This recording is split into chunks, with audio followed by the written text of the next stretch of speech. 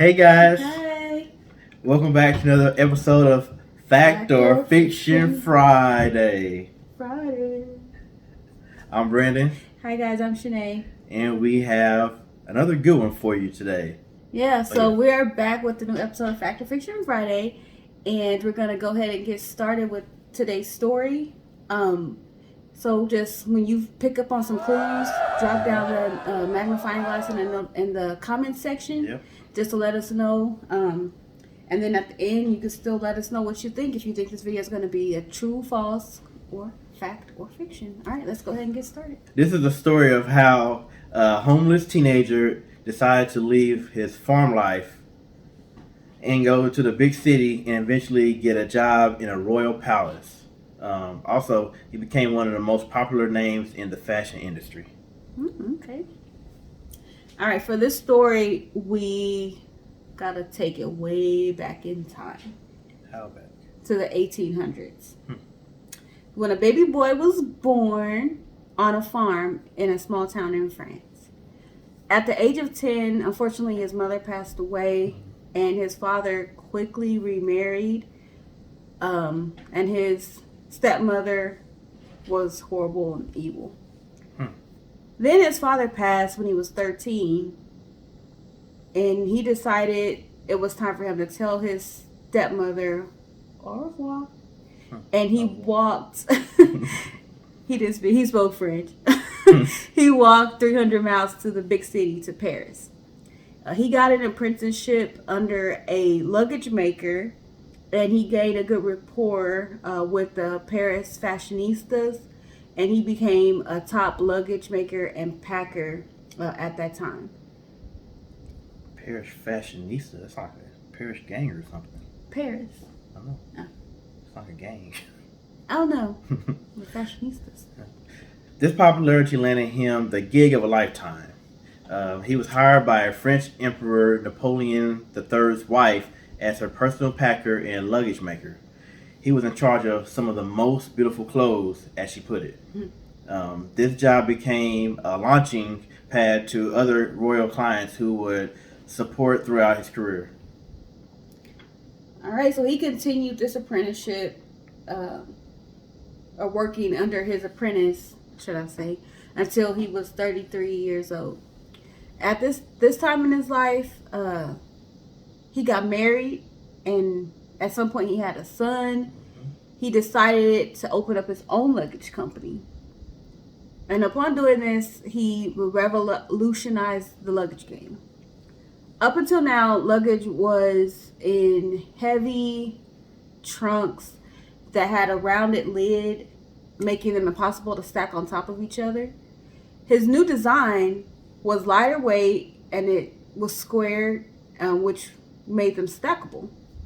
He also developed a pick-proof lock for his luggage that was registered to the owner, and they would have to show proof of identity in order to get a spare key.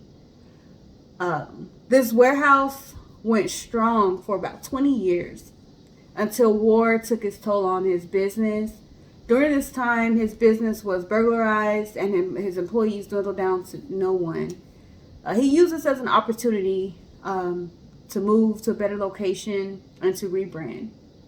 This was a smart move as he gained back his popularity. The line would be rebranded again in another 20 years after his death, when his son took over the business and rebranded it for the next time. And this became the signature look for this brand. His son will continue to expand and grow the luggage business that his father started. All right, so again, we have a quick one. So let us know what you guys think. Do you think this story is fact or fiction? We talked about a designer who was homeless after his parents died, and he refused to live with his evil stepmother.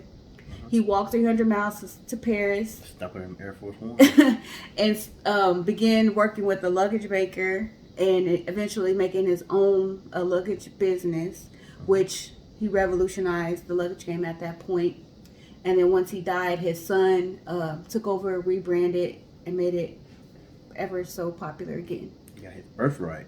Yeah. So what do you guys think? Go ahead and comment below. If you could tell some things were definitely clues put that magnifying glass, Yep. we want to see him. And we'll give you a second to think about this story. Yep. Mm-hmm.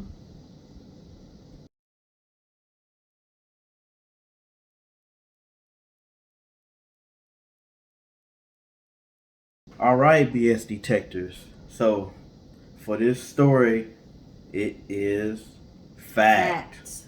This is the story of French designer entrepreneur Louis Vuitton. Born August 4th, 1821, he started crafting luggage at the ripe old age of 13 of his own in Paris after becoming an orphan. He is a poster child for learning the trade and perfecting your craft. Working for the emperor's wife opened great doors for his career. At 33, he married a 70-year-old Clemence Emile Perriot. I think that's how you say it. French name.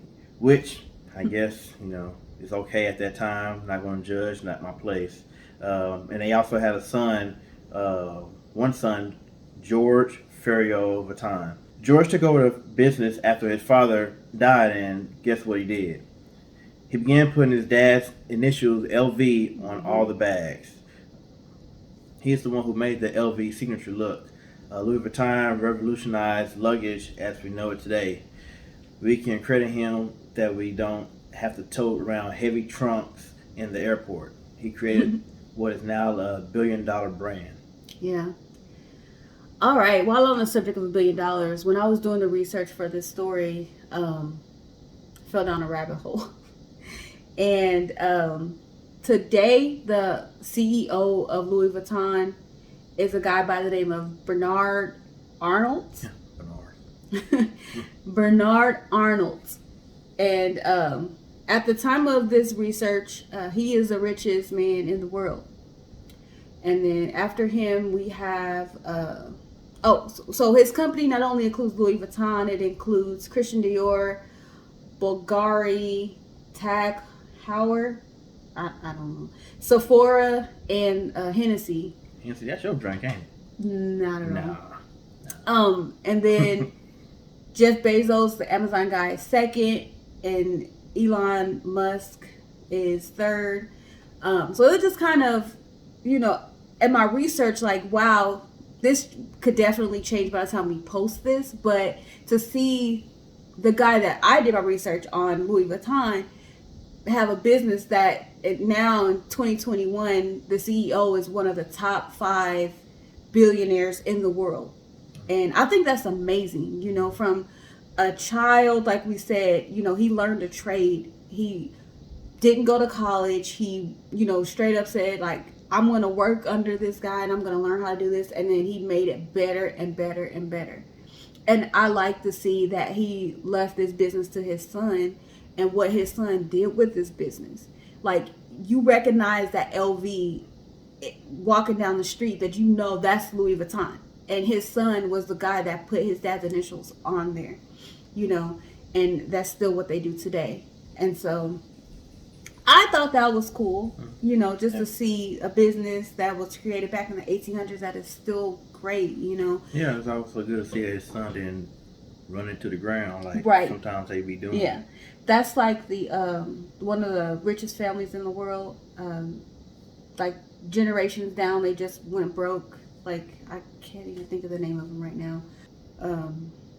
What's that news anchor? Anderson Cooper is his family. Vanderbilt. So yeah, that's what happened with the Vanderbilt family. They were the richest family. They were in like trains and railroads, and they left it to their younger families, and eventually they went broke. And that's the same family that Anderson Cooper, his mom, was a Vanderbilt, and by the time his mom came around, it was barely an inheritance for her to leave to Anderson Cooper. But he did good, he did good for himself still. So I just thought that was cool. Sometimes rabbit holes lead to, some good stuff. All right, guys, so that brings us to the end of this story, and we ask you to go ahead and click that like button, subscribe to our channel if you're not subscribed, and hit the bell. Yep, and for you returners, we appreciate you. Yes, absolutely. And we just love the new name, the BS Detectors. That's y'all. Yep. So, share, like, subscribe, word of mouth, all that good stuff, and we will see you on the next one. Bye. Yep. So this is a story of a homeless teenager who decided to leave his farm life and go to the big city and eventually get a job in a royal palace and become one of the most popular names in the fashion industry. My nose started itching up. I'm sorry. No. But when you was talking, I was like, Oh, I think my birthday. no. Okay. I can do it again. What's that news anchor? Anderson Cooper is his family. Matter of fact, let me Google it right quick. We can add this. The guy with the gray hair to comb over? Yeah.